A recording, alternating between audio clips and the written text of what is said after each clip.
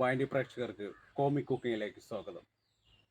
2008 കാലഘട്ടങ്ങളിൽ കൈരളിയുടെ cookery ഷോയിലൂടെയും cinema മേഖലയിലും പ്രശസ്തനായ നൗഷാദുക്കയുടെ ഓർമ്മയിലൂടെ ഒരു സഞ്ചാരം. അപ്പോൾ നമ്മൾ പരിചയപ്പെടാൻ വന്നു ഒരു തണ്ണിമത്തൻ സർബത്താണ്.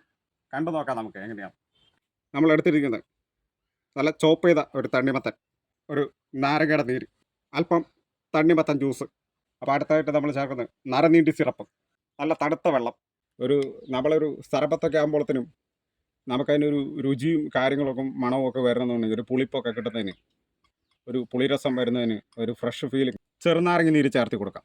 മെയിൻ ഇൻഗ്രീഡിയൻറ്റ് അരിഞ്ഞു വെച്ച തണ്ണിമത്തൻ. അടുത്തായിട്ട് നമ്മൾ ചേർത്ത് കൊടുക്കുന്നത് തണ്ണിമത്തൻ്റെ ജ്യൂസ്. ഒരു സർബത്തൊക്കെ ആകുമ്പോഴത്തേനും അതിന് രുചിയും മണവും ഒക്കെ ആവശ്യമാണല്ലോ.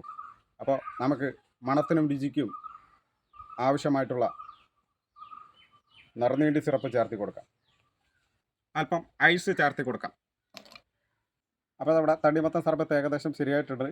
ഈ ലാസ്റ്റ് ഇൻഗ്രീഡിയൻ്റ് ആയ തണുത്ത വെള്ളം ചേർത്ത് കൊടുക്കാം.